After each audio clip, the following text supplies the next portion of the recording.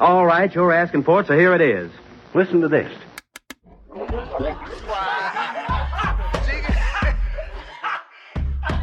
want you folks laughing at we part of this pod, kid. You understand? We in here drinking, singing, swinging, all that shit, dog. Sweating, getting wet, and all that. Welcome to the 107th episode of the Drinking Partners podcast. Yes, this is our John Elway episode because, hold on, let me read what Ed said here.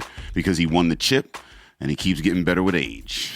And if you remember, we did win Best Podcast of the City last year. I don't know. It's not a thing that we said. It was a thing that, that they had said. They kind of thrust it upon us. But, so this is our John Elway episode. And, we do keep getting better, man. If you're wondering why I'm doing the rundown, usually you hear my partner, introduce us. Unfortunately, he is unable to be with us today. He was involved in a major accident about a month ago.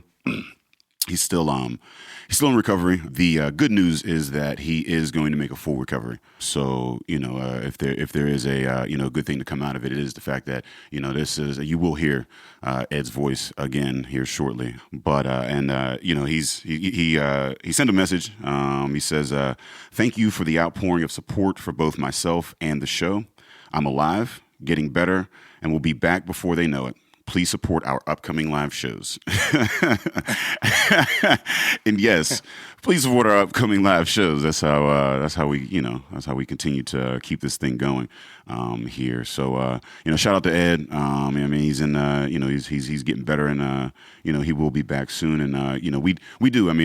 Going through something like this, it was insane. It was a hell of a shock. This is the first episode since another fellow comedian, John Rowledge, passed away as well. Our heart goes out to his family as well. The last month has been just kind of crazy for Pittsburgh comedy in general.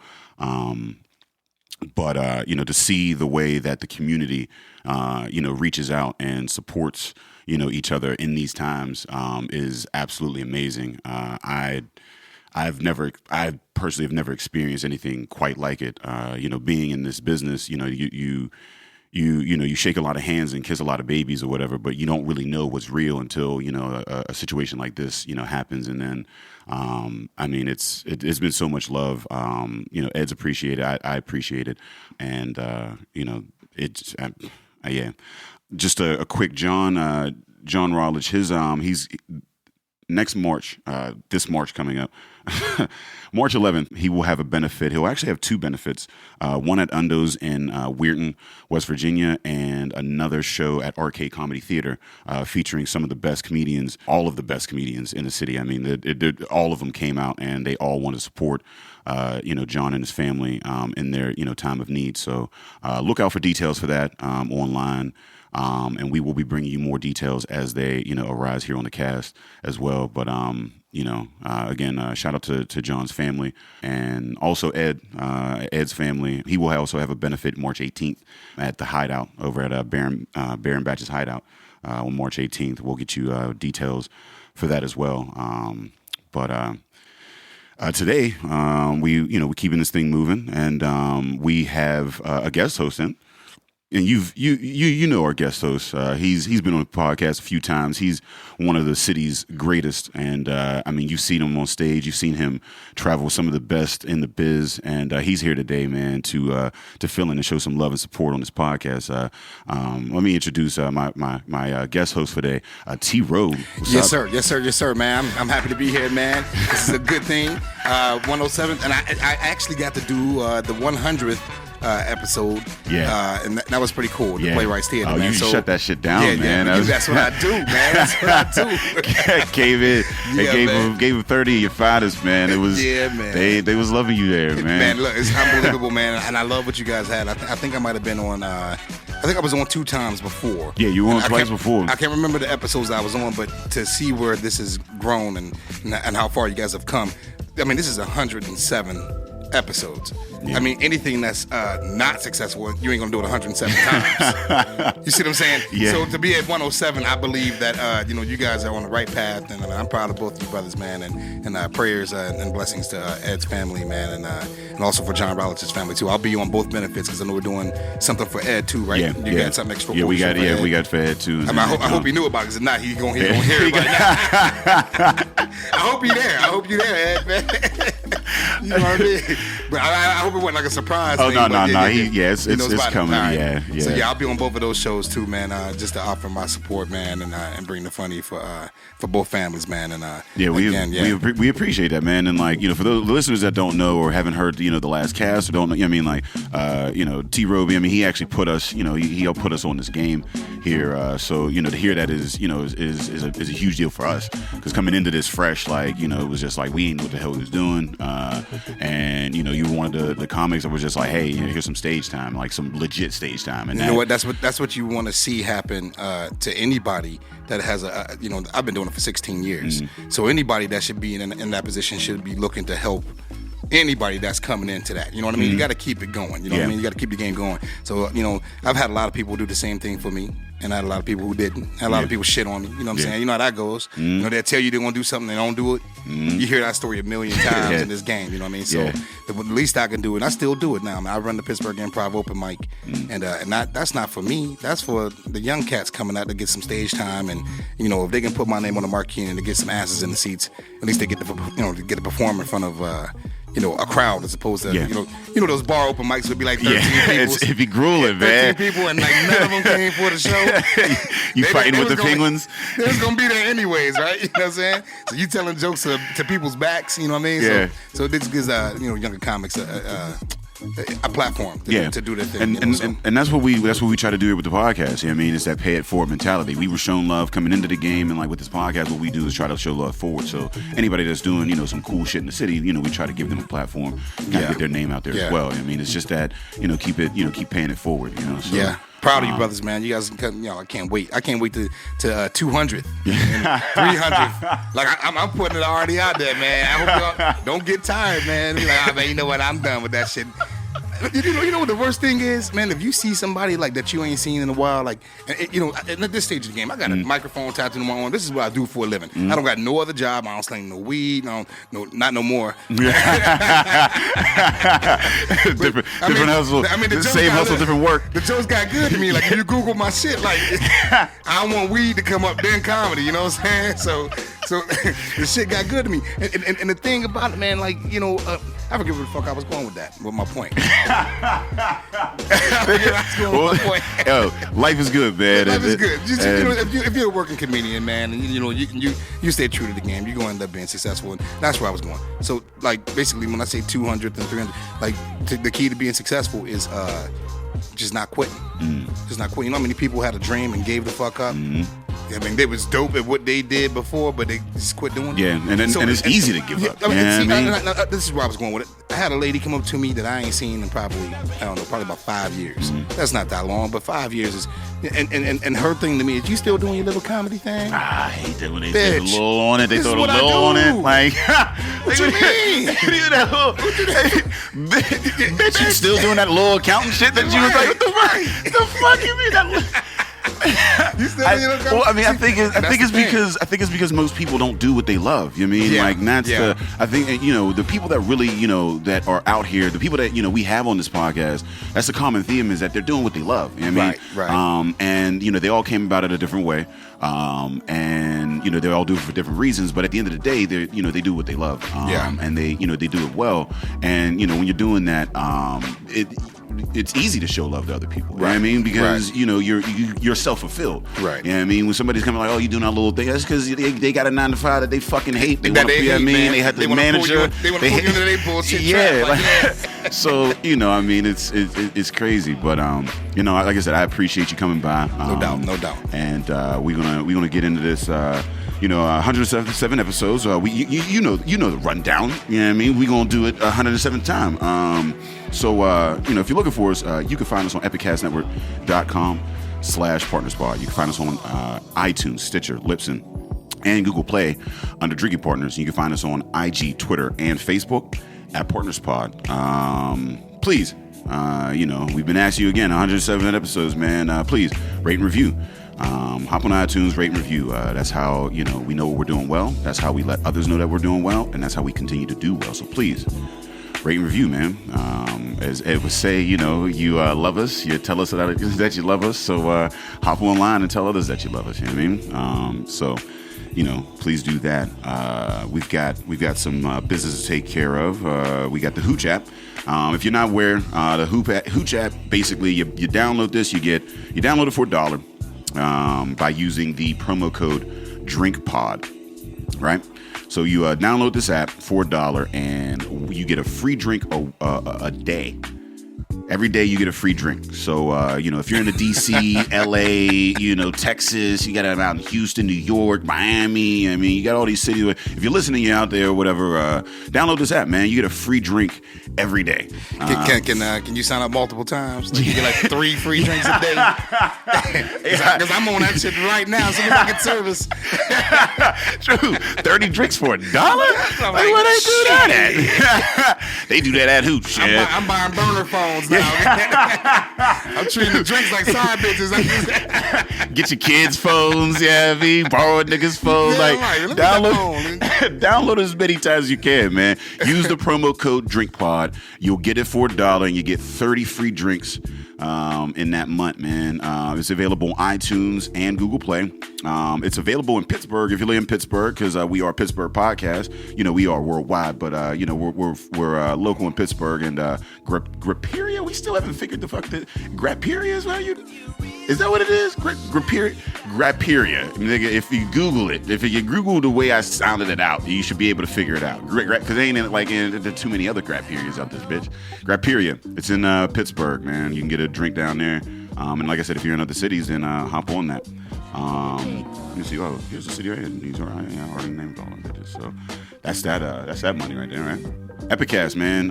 If you ever listen to this podcast and you're like, man, this shit sounds crisp. You know what I mean? Coming through to my speakers, and none of those little pauses and hiccups and the scratching and all that shit. That's that clean ass sound at Epicast, man. So if you love what we do, so you're a podcaster or you're in the business and you're looking for some media attention, then holla at Epicast, man. They're doing big things. Won 2 of the best podcasts in the city last year, man. Ourselves and our sister Marta on the Move. Shout out to Marta. So they doing big things around the city, and if you want to do your thing, then holla at Epicast, man. That's how we continue to do what we're doing, and if you want to try to do what we do, then it is crisp. Right now when I'm talking, I'm like, this how I sound? Yeah. It's crisp than a motherfucker. I do got a scratchy ass voice. I'm kind of irritated by it right now, but that's like a fat bitch getting in the front of a mirror. You're like, I really look like that? Yeah, you really look like that. They make it sound so much cooler than what it really is, man. You listening to it, you're like, wait, did that sound like that? You crispy, man. So shout out to Epicast, man. They've got some events coming up. What is it? The Drip. Let me see. Drip Lounge. Drip Lounge. Yeah. Shout out to Drip Lounge. They got an event coming up. Let me pull this up real quick. I'm slacking on my pen. Drip Lounge, man. That's my old boy. Matt Thornton. Yeah, Matt Thornton. Yeah, man. They over there. Episode the hookahs. something. The hookahs. Yeah, they got the vapes out there. Yeah. The vapors. Hosted by Matt Thornton. It's called Tales from the Drip. Tales of Authority. So shit. You need to get your phone service. Yeah, no. Friday, February 24th at 7:30. Oh, I got to get you the Wi-Fi. Oh yeah. Yeah, I got to. See, I ain't even see. We'll get it. By the second, we got 2 of these to do. By the second one, it'll be. If you listen at home, this is the first one. By the second one, we'll get this shit out. I can't get off my home screen. Tales from the Drip, man. Friday, February 24th at 7:30 p.m. Holla at them. It's Tales of Authority, man. So shout out to Drip Lounge and check out that event. You can find it on Facebook, man. Also, we have our monthly show down at Comptra Theater this February 25th.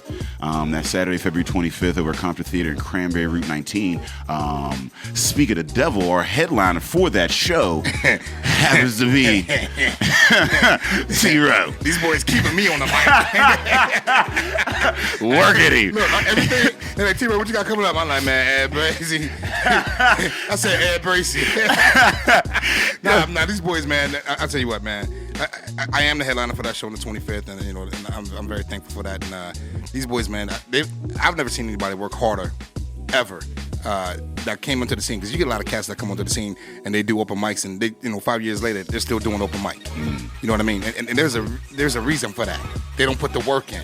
Like if you're doing open mic 5 years and you haven't made any money from being on stage grabbing a mic, there's a problem with that. You know what I mean? Unless that's just who you are. Yeah, you're not focused, man. You want to do it as a hobby. You know what I mean? So.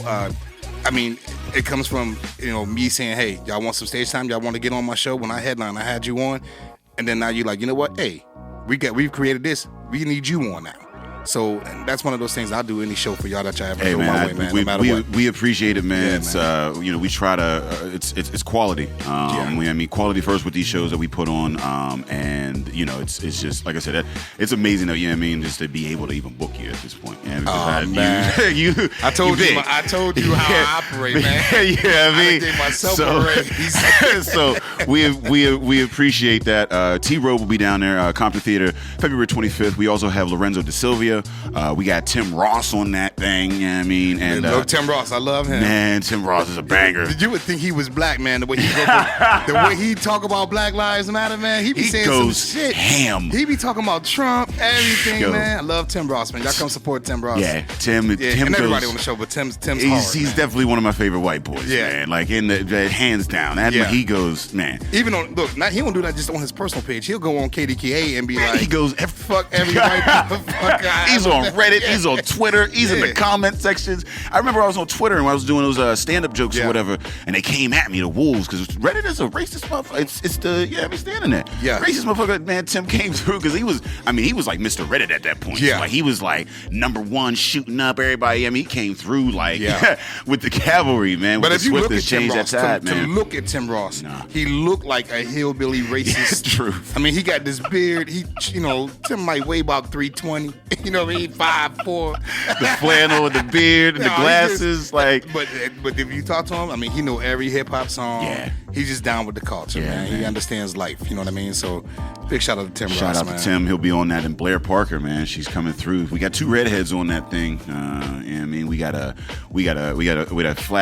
fat flanneled white dude that's going to give you some woke humor, and then you got me and T and Ed going to be in the building, man. Ed will be in the building for that, dope. So we're looking forward to having him, back on the scene. So February 25th, Compton Theater. If you're looking for tickets, it's at comptontheater.ticketleap.com, man. Shout out to Compton Theater and the movement. So I think all our bills are paid at that point. So we can finally get into this cast. I'm very excited for our guest here today. We got him in the building. He's doing big things. He actually was running around, earlier, sealing up some deals. You know what I mean? Because when you the boss, you really can't take time off. So I'm glad. Yeah, he could. I heard him in here today when we was setting up. I was like, man, this man busy, boy. That's the Barack. That's a Barack. we busy. He cleared about an hour for us. Yeah, you be talk testing and everything. I ain't never talk text. You do that? Like, meet me at 159er. You gotta be quick. You can email me at. That shit don't work for me.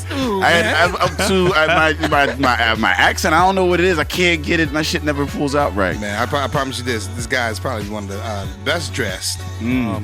Cats I know, because I don't know nobody who would wear a pink.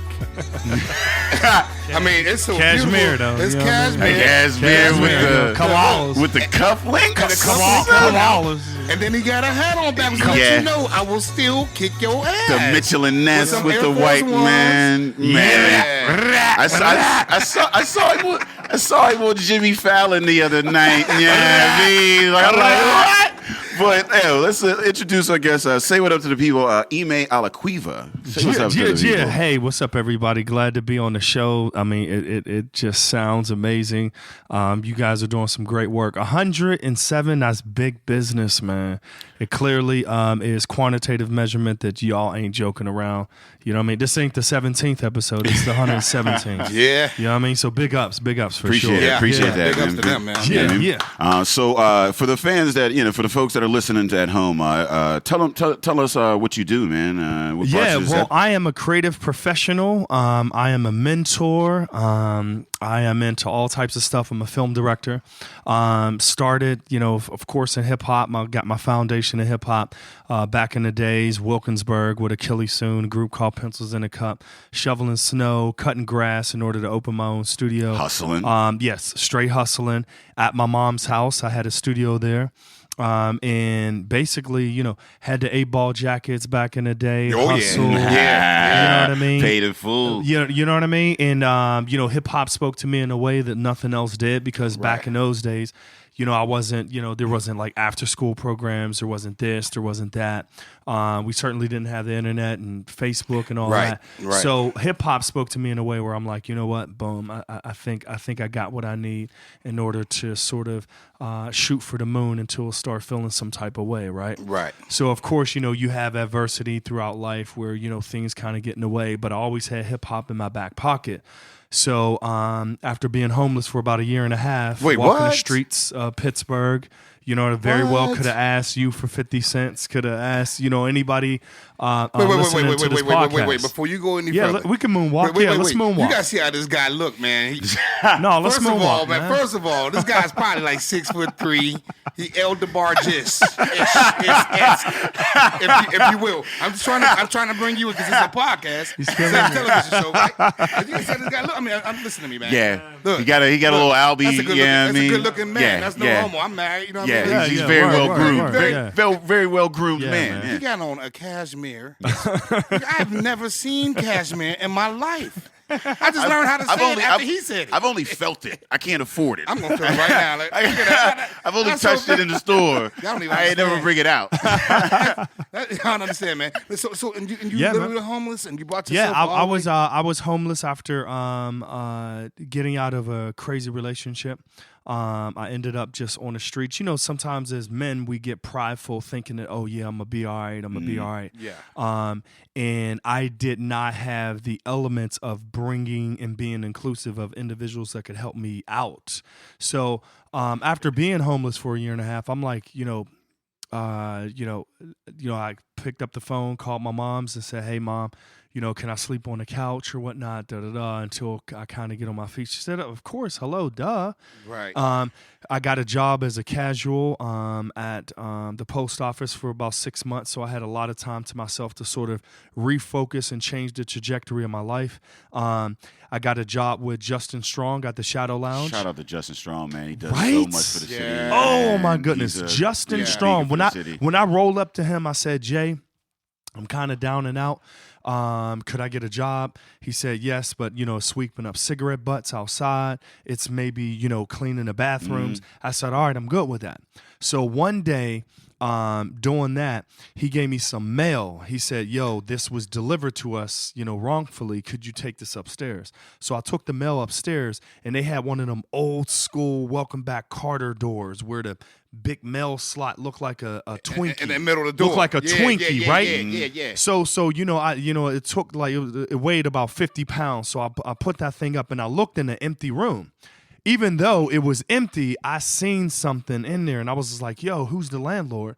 Called the landlord, rented a bunch of equipment from pianos and stuff, and opened a small studio out of a 300 square foot space. And then I used to sleep there. And I used to have to get up before 6 a.m. before the janitor dude got there so I can act like I was working. Yeah. You know what I'm saying? That is a hustle. And then also, I had a membership at the YMCA on the Boulevard of Allies. I used to act like I was working out, but I had fresh shower, towels. Oh, yeah. I got, you know what I mean? I had a little locker where I had my toothbrush and everything. So resourceful. Resourceful, like seriously. Man, yeah, shower anytime. So then from there, I said, all right, cool. Let me open a studio and let me work with a level of integrity and a level of focus that nobody could, even if you hate or if you love it, you will respect the hustle. Yeah. So Whammo got a hold of, okay, who are you, with this weird name, having a studio in East Liberty.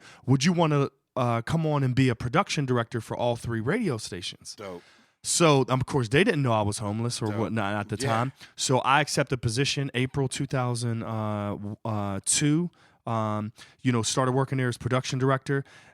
Every dollar I made, I put 90 cents back into the studio. Hired my first employee in 2005. Nominated for my first Emmy 2007. I created my arts education program, Hip Hop on Lock, starting with 16 students this year alone, over 5,000 students throughout Western Pennsylvania. Dope. I won my first Emmy in 2008 for some work I did on Tuskegee Airmen, and I never looked back. Dope. You know what I'm saying? And I said, listen, if I could change the trajectory of my life, why don't spend the rest of your life making sure others change the trajectory of theirs? Man, you want to know how I knew? Theme in this I'm gonna tell you this. Seriously, this is one of those things when I knew this guy was dope, and I and I didn't know. I heard your name a bunch of times because my boy Jay Russ knew you. Jay Russ, big man, knows you pretty well. He's another fellow comic. Actually, last night I was at his birthday party last night. Shout out! I went to high school with you. You went to Jay? We graduated together. Yeah, that is right. Jay. I heard it was dope. I heard it was dope. It was dope. Selective said it. Yeah, it was. And Selective was he was killing it. The whole thing. I remember doing this. My boy B Marshall. We did a black tie affair for. Do you remember what that was for? You were there. Was that at the Soldiers and Sailors? Nope. This was inside a hotel downtown, right? Oxford Center? Oxford Center. Boom, got you. Boom, that's what we were doing. This is how dope this guy is. Emmai. We all got on. It's a black tie affair. Like I had a tux, everything, right? Mm-hmm. I was doing comedy there. Emmai is there taking pictures and video. He had a wooden bow tie on. Listen to me. Do you understand what the fuck I just said, dog? A wooden. I haven't fully processed it yet. That means it don't bend. It ain't no flex. Did you not? Is that a wooden Wonderly? Shout out to Wonderly. 1, 2, 3. A wooden bow tie. Boat. See, that's that. I said that's taking his haberdash. Yeah, if you will. Yeah. Absolutely. The same. Haberdash. That is first time ever meant that word. We use a lot of words on this podcast. Haberdash. No Your doubt. haberdashery. No doubt. I mean, I like to take things to the next level. I'm a film director by love. I do commercials, documentaries, films, whatever the case is. So the optic presentation has to sizzle the retina. So when I come into the spot, you know what I mean? I don't like the norm. I get bored easy. So, when people see me, taking my Emmy picture with New Balances on, with no socks and the shoestrings are hanging to the side, that's sort of like me, that's me. That's my hip hop foundation. Regardless of how you express yourself through your clothing, and I think that's the thing in black culture. Yeah, I mean, like we all you just look at the table sitting here. You'll see the pictures. Go online, see these 3 well dressed black men in the studio today, man. But and it's crazy. Like even in comedy, I mean, like you see that black comics like Eddie Murphy. With the purple and black leather, he would kill the game, with the what do you call them? The delirious red leather. Before we go further, you said see these 3 well-dressed black men, and I'll give you a once-over because that's what we do when somebody says that. And you have on corduroy pants. Corduroy pants. I have not worn corduroy since I was like 10. I want to write my name in your shit right now. T-Bro. From the ridges. I actually wore these pants just because I knew Ed wasn't going to be here today. I thought I'd get away with it. And T-Robe's following up. Hey, when you listen to this, Ed, all I know is this mic that he got. This mic necklace is crazy. Oh yeah, let me throw you an award for that. I mean, I don't know what it's made out of. You got like 3 or 4 of those, don't you? Yeah, I got like 5. No, that's bananas. Whatever that is, man. Yeah, thank you, man. But we express ourselves. Yeah, I mean through our clothing. I mean, so like, when you're out, like you're always, on point. You have, I mean, and I think that even when I was at my most broke and I'm eating peanut butter, I mean, like for dinner and like walking to job interviews and shit like that, like I still maintained an image. Yeah, I mean, like you said, it's anything like you waking up and like, I mean, like working or whatever. Yeah. Like, I mean, you maintain that image. I mean, like it's like you fake it till you make it. Like you gotta, because you don't succumb to the bullshit that is like, I can't do this, the doubt. Like you just, it ain't happened yet. Nine out of 10 it ain't happened yet. True. I'm telling you that right now. I mean, what look good to you ain't always necessarily what it is. You know what absolutely, I mean? Absolutely. And the thing is, just being homeless for a year and a half has allowed me to say, look here, this will never happen again. Yeah. So I literally that's your foundation of your success. Exactly. Yeah, And the thing is it allowed me to change the whole entire trajectory of a generation. So, there are people in my family that, don't know what they think, good credit is wrapping $100 bill around a bunch of ones. That's not good credit. You know what I'm saying? Knowing what FICO, you know what I mean? When cats What try your to say, FICO score is, get your FICO up. Yeah. And then you come back to me and let me know what it is. Exactly. You know what I mean? Exactly. They'll have $1,500 jeans on, but their credit scores in the low 500s. Yeah, financial literacy is a bane. Seriously. It's a bane in America in general. Like, I mean, there are, most, you look at poor people and you go, and they go, oh, the bootstraps and, the mentality. Why do poor people do dumb things? But there's study after study that shows that poor people do what they do because they're poor. They're not poor because they do what they do. Yeah. You see what I'm saying? Yeah, like, and honestly, it's much more expensive to be poor. Yeah. I mean, once you get money rolling in, like I'm like you don't I'm really care. Yeah, like I'm care. at a decent place right now, so that like I'm not cashing my checks at the check cashing place anymore. True, yeah, true, I mean, right. they ain't getting and I used to do that 15% of my money Yep. just to get my own money off of that. Yeah, I mean, He brought up something earlier about your FICO score and about having good credit and things like that. And I was one of those people that lived. I was a victim of that. I was the Same here, all bro. my Oh, yeah, money, shit. all Yo, my money. Same here, bro. Was in my house or on my person. Rubber bands. Yeah. Rubber bands. Rubber yeah. bands. And you know what I mean? And that's no matter what, no matter the lifestyle I lived, whether it was weed, jokes, whatever it was, I was a flight attendant before. You know what I'm saying? So like no matter the lifestyle, I still kept my money. I watched my grandmother do that. She didn't believe in banks and all that. Not until I told you this. You can go back and listen to my podcast. I got great credit because my wife is white and she takes care of that shit. No. Yeah. But not because she's white, but the fact that she's a responsible individual. Yeah. I mean, but I it wasn't definitely until get it. I went through a first wife and she was black and she fucked my credit up. Yeah. So Yeah. like it wasn't. It was one of those things that that's what makes you a man. Is being able to understand that there's something bigger than just having your cash on you and being able to have a credit score. Please, of course, and then being financially responsible for yourself. And that's it. You can't take care of others until you're taking care of yourself. And like really you unless you're like straight mob, like even the mob at bank accounts or whatever. But like, unless you definitely. in a situation where you have to have cash on hand at all times and you like balling out of control as a result of it, like. Yeah, no, that's not the move, and financial independence allows us like I was broke as shit. I had a daughter, and then for me it was like I can't go below this line. Like once I had a kid, it was like because if I woke up in a ditch before my kid, it was just me in a ditch. Yeah. If I'm in a ditch, it doesn't matter where my kid is. She could be somewhere, taken well care of. But if I'm in a ditch, she's in a ditch with me. That just was the mentality. So you had to change that whole thing. You had to change that or whatever. Exactly. And it was like, it was a reckless mentality because it was just like, whatever, I'm young. Like, I can't, I got time. You know what I mean? I'm like, I was always one of those people that had that I'm gonna be something at some point. Yeah. I ain't happy yet, but at some point, and I got time. I ain't got to figure it out right now. So she brought that kind of like that balance and was like, you got to work for something. Absolutely. And like you said, you become a man when you find something to work for outside of yourself. Yeah, absolutely. And that was my first step to being like, I got to get on. So I got a question for you. If you don't mind. Let's do it. Okay. So I know you wear many hats. Yes, many hats. And from afar, I get bored easy. Like I know you, I know of you. We've crossed paths several times. What do you call yourself? You wear many hats. Is there a description for who you? Because there's nobody else like you. Here's the thing. What do you call yourself? I have to say I'm a creative professional. Boom. I mean, seriously, I love that so word. many. It's like one of the newest phrases. Like you're a creative professional, right? Where you can fit so many things under that. Right. I started out rapping. Right. And then when I started out rapping, I got tired of the producer who was making my beats, so I started to make the beats.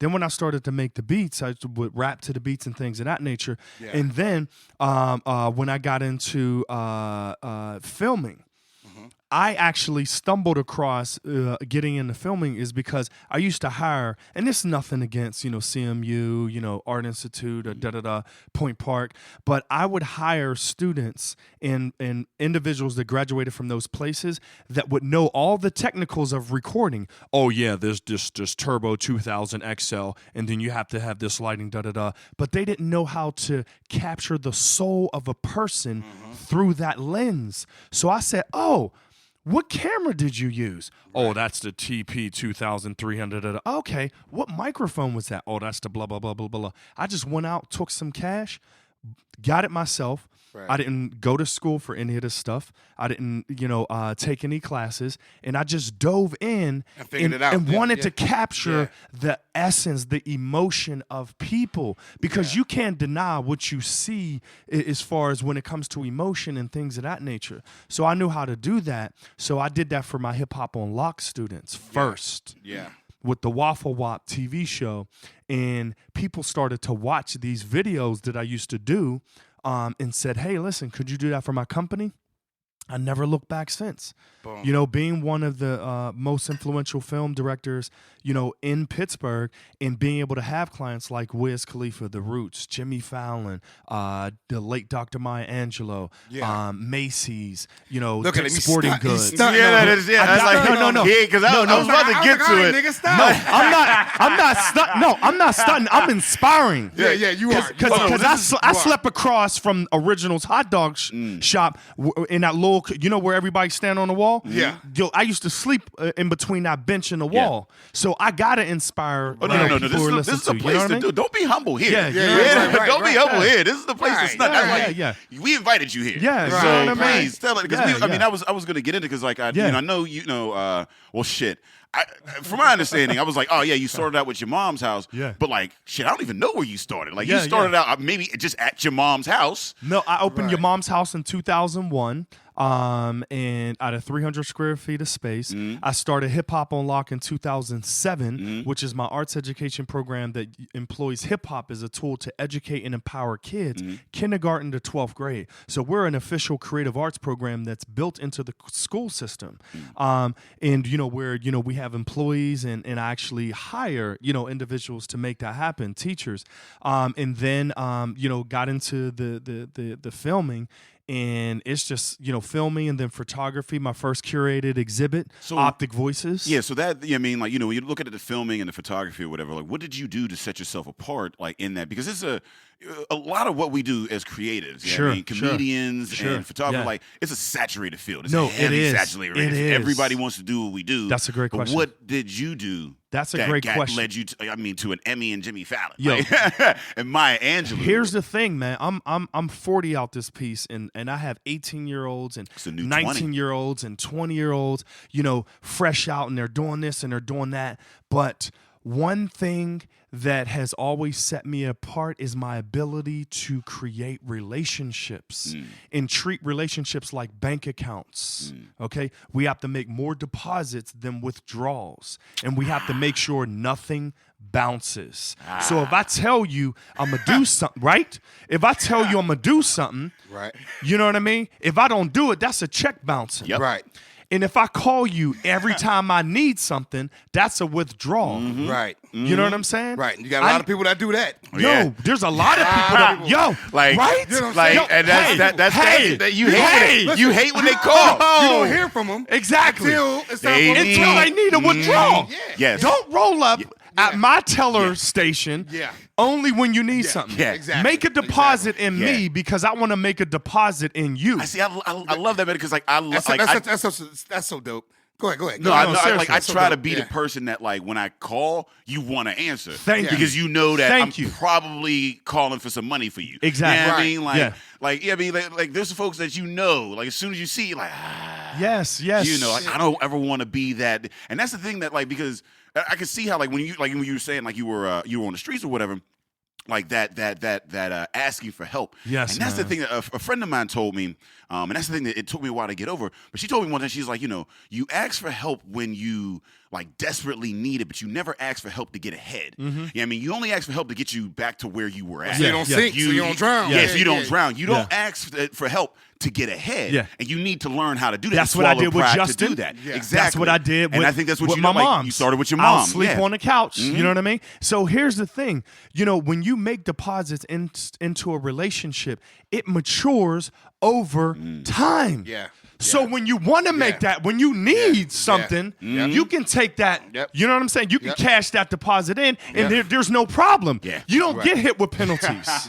You understand what I'm saying? You don't get hit with penalties. Ed, you know what I mean? He makes deposits in so many people, and right now he's getting a return on his investment. Very much so. In the community, we are here for him. We're here to make deposits in Ed so we can get back to the top. So that's what separates me from the crowd. That's dope.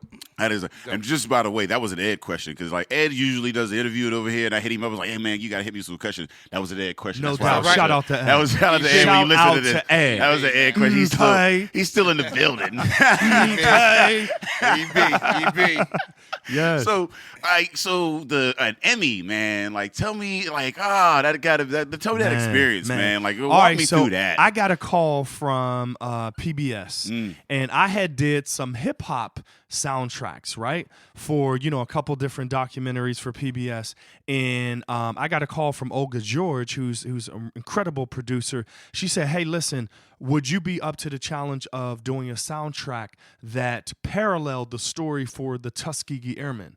And of course, I told her, "Oh, absolutely, sure, no, what? Are you kidding me?" I walked out the room and I literally was sweating because I'm like, how the heck am I going to pull? What did I just tell Olga George? What did I just tell one of the top producers of PBS? That's one thing, though. That's Period. one thing. As though talk about faking it till you make it. Nigga, I've been in over my head. You know what I'm saying? You make it happen. Yeah, once you make that happen. Look, I was like, what? Are you kidding me? What? Me? Because you don't say no. I mean, that's the thing. You don't can't say no. You can't say no. You got to be up just to the gotta challenge. Make it fucking You got to be up happen. to the challenge. So after that, I literally went to Hillman Library and I listened to about 10 hours of music from the 1940s. And I listened and downloaded it, and I said, you know what? I want to create some music that takes you back to that time. So when I worked on the soundtrack, I called up Coulter Harper, Howie Alexander, Thomas Went. I also called up Sean Jones, trumpeter, Grammy-nominated trumpeter. I got them all in the studio, and I literally stayed up for 3 days. I'll never do it ever in the history of life again. I stayed up 3 days from the 4th to the 7th because we had to turn in the soundtrack on the 8th. So I literally sat there recording, mixing. Caffeine. You name it. Cocaine. You name it. You name it, man. Look, you name it. I got Mondo. Coffee. You name it. Red Bull just came out. Coffee, Red Bull, you name it. So I was so nervous, but when I turned it into PBS, they were like, okay, cool, we got this, da-da-da. And then I didn't even go to the Emmys. I was asleep, and I got a call from my friend Elizabeth that said, hey, congratulations. This was on a Sunday morning. And she was like, hey, congratulations, you won an Emmy. I'm like, what? What are you talking about? Get out of here, man. I don't want to hear that. Like, hung up on her. Then she called back and like, listen, I'm serious. You didn't buy it the first time. Look. Yeah. Stop hanging up She on said, me. I'm serious. You won an Emmy for music composition and arrangement. So I go on a website, and bada bing, bada boom, there it was. And it's still mind-boggling to this point. Here's a cat from the project, rejects government cheese, cassette tapes, you know what I mean? Hip-hop, homelessness, da-da-da. And to get this call really, really changed my life. Generic cornflakes that seriously. just said cornflakes. You remember the boxes? No. I I go back to the black and white bag of generic chips. The barbecue straight joints. black and white. No, Remember when it's a generic black and was white actually bag. black and white bags? Yo, Yeah. the barbecue chips taste like barbecue chicken. Serious. It's like straight somebody- black and white boxes. Look, man. don't have his cashmere. Don't have his bulky scarf throw you off. Look. I'm they good didn't with it. put the money into the fancy shit on the outside. Yeah, I'm the good money with was it. in the product. And on the it inside. was crazy when they first started like making generic shit look like the other shit. He's like, wait, what is this? that was But it was a straight black and white. Fruit Loops was fruit rings. Captain Crumble. Captain Crumble. You know what Yeah. I mean? I grew up in a generic house, man. No, And then I grew up on King from, Vitamin, man. I mean, you know what? No. But before we go forward, King Vitamin is one of the few generic dips that was better than the original, Seriously, man. seriously. Is that right? I love I it. never had it. Man, that Seriously. King Vitamin. I might get a T-shirt and with like old school cereals. old school cereal. Oh yeah, Old true. school cereals. Yeah, that King Vitamin. But yo, to go from that to an Emmy, I mean, after 3 days, that's Yeah, man. Dope, 3 days, man, I dope. worked on that soundtrack. But again, it's not me. It's the individuals that I choose to surround myself around, man. Some really great individuals. Of course, they had to get an Emmy to a goofy dude, but like myself. But it's the Emmy belongs to so many people. nice, man. Nice, man. So what I don't know. I mean, you've worked with so many people, man. Like, I guess, what is one of your most inspirational folks that you've worked with? One of my most inspirational, literally at tops actually, is being invited to Dr. Maya Angelou's house to film with her. You went to Maya Angelou. Let me tell you the story. Dope. That's dope. Let me tell you the story. Crazy. So She is an American icon. Here's the thing. So I did a video for her school in D.C. So they hired me to do a video. I did a video, and the premiere of it was at a spot in D.C. So, of course, she's, super duper VIP. After she watched it, she asked her assistant, who is responsible for this film? I want to meet them. So they said, Emmai Aliquiva directed this. We can meet right after this. So she had got kind of sick, coughing and things. So they had to take her to her tour bus where she can, da-da-da. And then I said, hey, Dr. Maya Angelou, my name's Emmai. Hey, I'm feeling kind of under the weather, but I would love to invite you to my house. And of course, the jaw drop. Shit. Damn right. Jaw drop. Everything might have dropped. Yeah, I might have fell. No. I might have had a concussion. No. I'm sitting here like, what? Still all right? What? Are you kidding me right now? Right. And of course, it goes through one ear, kind of out the other. And I'm just being transparent. I didn't think anything of it. Then I get a call through Candy Castleberry Singleton, said that we are going to fly to Winston-Salem, North Carolina, and we can film Dr. Maya Angelou. I get there, limousine, yada, yada, yada. I pull up to Dr. Maya Angelou's house, picket fence, yellow roses. I go in. I mean, his house dope, like $1 million house. Crazy. Yeah. Peep this. I get in the house. Hello. Hello. That's You know what I mean? that's I'm so regal. I'm like, whoa. Like, I'm transparent like that. Like, Yo. you say hello to me like that. I say it right back. Yeah. I'm like, hello. no, look. Hello. Who is this nigga now? Listen. Hello. What is the proper way to say your name? I mean, I'm like, what country? Like this is like a cross between a British accent, a like, nigga, say however Nigerian you wanna accent, say it. or something like that. And I said, Aliquiva. Okay, Mr. Aliquiva, welcome to my home. Boom, boom, boom. Shoes off. I'm looking at trophies with her, Clinton, her, Michael Jackson, Oprah Winfrey, da-da-da. I used her bathroom. That was one of the highlights. I'd have been selfie in there. Yo, look, I'm Taking a dookie.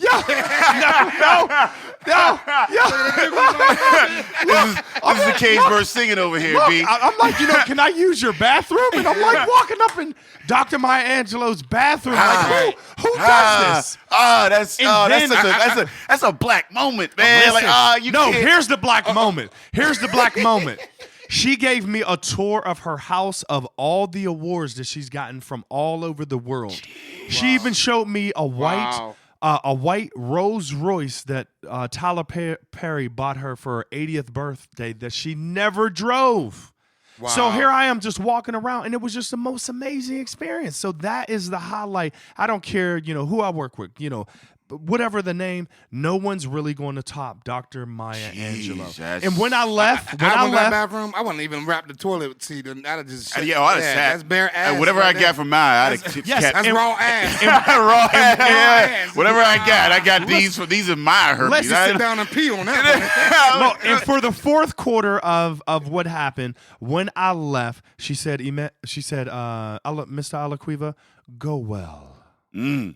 That's the first time I You get a heard. blessing. Look, I never heard somebody tell me to go well. well. You know what I mean? There's so much in that when someone, when Dr. Maya Angelou tells you to go well, Emmai. There's at that point you can't, she didn't say peace. You can't deuces, tell or go home. Out. Shit. See you later. You can't tell me Go shit well. after that. You can't tell me anything. can't She tell said me go shit. well. I done said go to hell before. Go well. Yeah, When you get a blessing, Mr. Aliquiva, go well. when you get a blessing from Maya Angelou, Yeah, that's dope. That's dope. Did you take pictures? I know you got some pictures. I with her. definitely took pictures. Absolutely took Yeah, a picture. that's Yep. dope. She was in her favorite chair, and I kneeled down. Bam. We took photos. oh That's what's man, up. that is just. I'm still like kind of wrapping around that, man. Like, cause she was like there are celebrities, there are successful people, there are even presidents. Maya Angelou, she transcended all that for generations. She is Think an about it. American icon. Think about it, Yeah. man. You They're talk about a coin. Yeah, You know what I mean? yeah, like she's up she's there. she's coin worthy. She's coinable. Yeah. She's coinable. There's not to, like, Let's just throw that in the I don't dictionary. know too huh? many, I don't know too many She's people walking coinable. around Yeah. right now. She that should are be on the bill. coinable. She should be No, on that are coinable. She should Yeah. be on the bill though. On Yeah, the that's bill. exactly. On the No, bill. Yeah, no I doubt mean- too. Yeah, Bill. On the Yeah. bill. Woo. They just All put they just put why am I drawing a blank? What they put on the bill? Harry Tubman. Yeah, the 20 them Tubmans. Harry Tubman. You know what? I don't even carry cash all like that. Tubman, But though. I haven't seen it yet. I haven't seen the Tubman. You seen the Tubman yet? But Absolutely not. I'm I'm still spending $2 bills. I'm like, is that right? You got them. $2 bills. I keep them on lock, man. My $2 dad on gave lock. me 5 $2 bills one time, and I telling was you, like, "Oh shit!" I travel. I didn't with realize them. it was only $10. I travel with them. We, me and my executive vice president Tori Snyder, we just went to New York. We just went there to meet with clients and cultivate relationships and things of that nature. I got $200 worth of $2 bills, and I tipped everybody. That's what I spent. And but listen to me. You know, there's a story out that somebody spent, I guess, a couple $2 bills to pay for a bill, and they called the police to have them arrested. What? Yeah, you can Google That's this. shame. You can No, Google that's this. a shame. Did you hear this? I had some problems. Paid a bill with $2 bills because the person that they paid the bill to is so young they didn't even know realize that it was a that real $2 thing. bills are a real thing. No. I was in Brooklyn. story. No. That's a true story. Somebody I was in probably looked Brooklyn. at you like, what the no, fuck I is was in this? Brooklyn. I didn't know they still made them. No, I was in Brooklyn, and I gave someone a $2 bill for a drink, and they said, "Oh, well, I need to speak to my manager." What do you mean you need to speak to your manager? Don't nobody understand what And that this is. was in February. But no one understands what that is. $2 bills was a thing when I was younger, coming up, and a lot of people now, like my son, don't even know what a $2 bill is. I guarantee you, my son's 20 years old. I'm pretty sure my kid don't know what a $2 bill. I don't think bill, I forget that they were a thing. Every once in a blue moon, One pop up.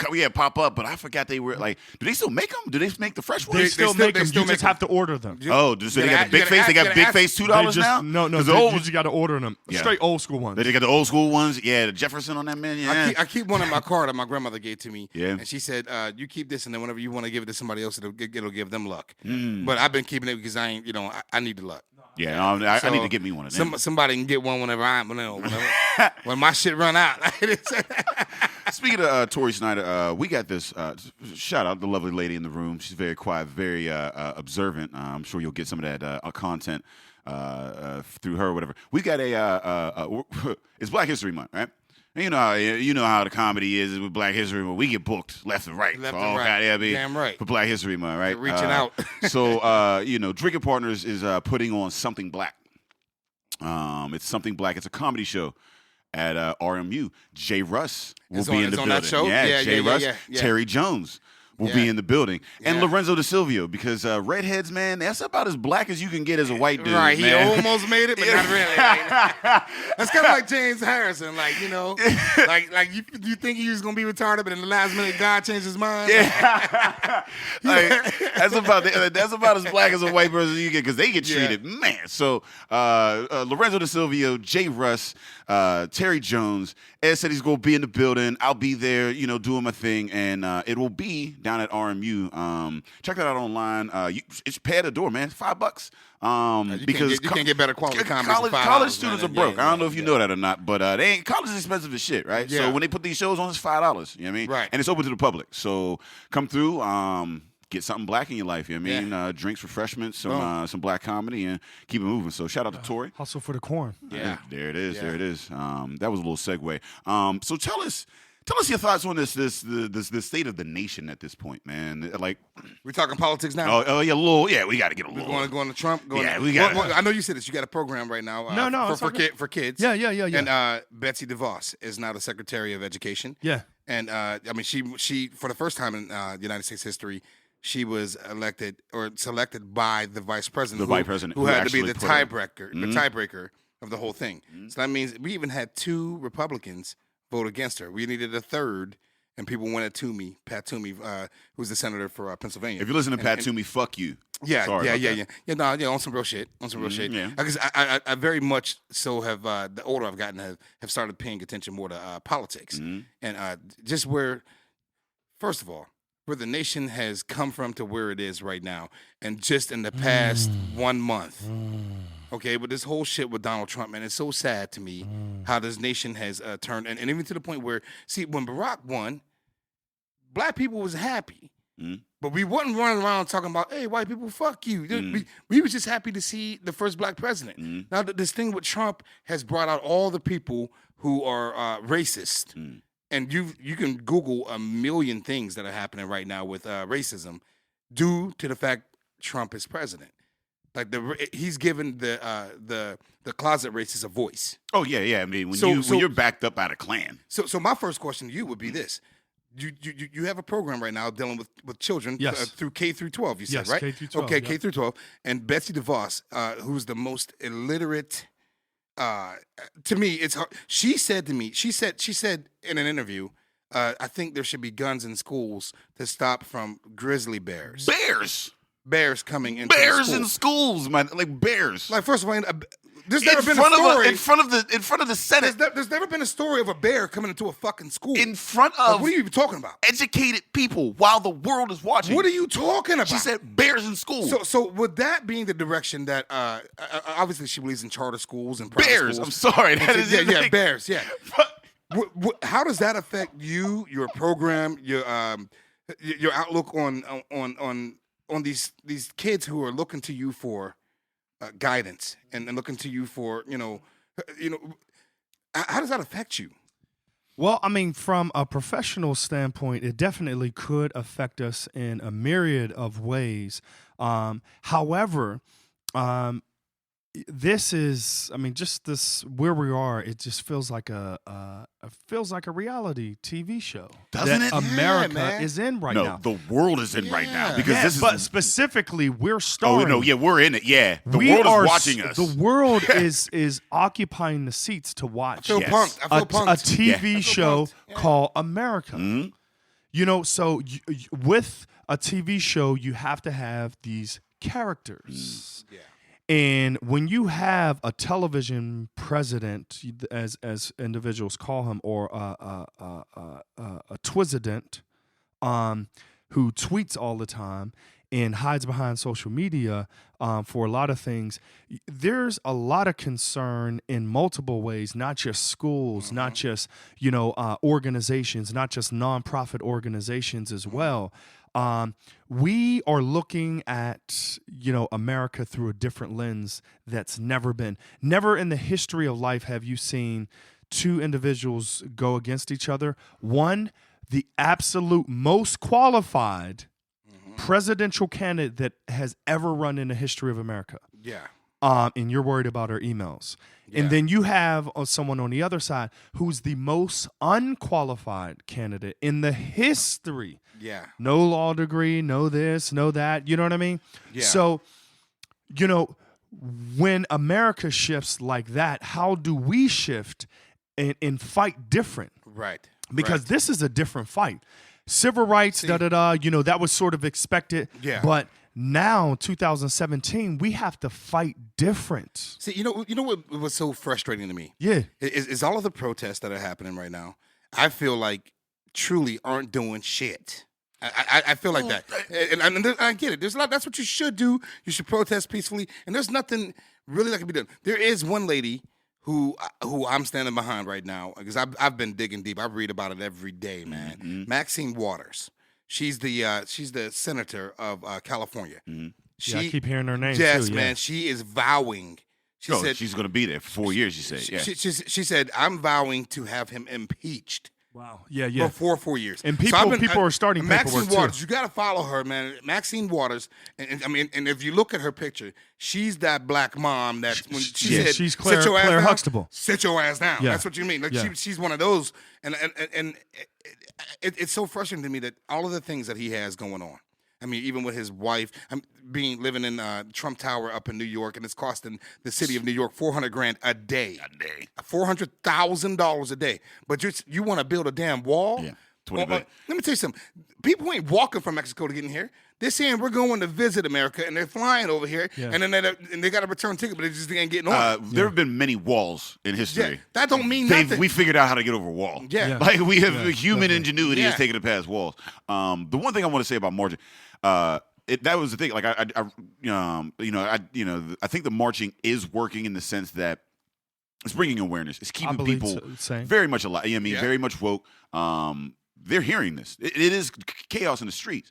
Those two Republicans that we were close to the third. Had there been no marches, it wouldn't even been those two. That's true. I mean, I think the marches are. You shed some light on that for me. Yeah, I think the marches are having an impact because it's basically because like you said, every time you turn it on, there's another this, there's something going on here, whatever, and it's just basically staying woke. And like you can't just become like complacent in the situation. I think that's what I think it's just one of those type of things, like because folks are calling calling all the time or whatever. Those rallies, like when I go to a rally, like a Black Lives Matter rally, when I'm at the Black Lives Matter rally, what that does for me is one, it lets me know I'm not alone. Yeah, I get to put like real physical effort into what I'm doing. I get to let other people know. I get to let other people know what I'm doing. I say it in public. We're taking over these streets. We didn't ask. We're taking over these streets. Yeah, this ain't a planned parade. Like we're taking over these streets, and afterwards, that energy and that motivation keeps me going through. Like it allows me, whether it's online sharing, information, whether it's calling my senator, whether it's that activism that you need. And I think that's what the rally. I don't think the rallies are to like they're gonna be like, man, these rallies they're becoming a threat, so we're gonna change. It's the fact that what the rallies do to an activist. See, there's two things, Emmai. I want to say this, and I'm gonna let you ride. There's two things that need to occur for our future. Okay, so in 2 years, that's 2000. What is that? 2019 or 18? I think 2019. We get to vote for the Senate. There's 33. 18. Yeah, next year. So that's 33 positions in the Senate, 435 in the House. Right?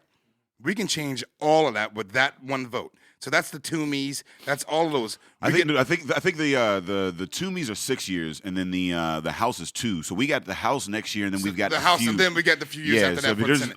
And it's weird the way they said it, because I didn't fully understand it my dad, so I thought Toomey was going to be out next year myself.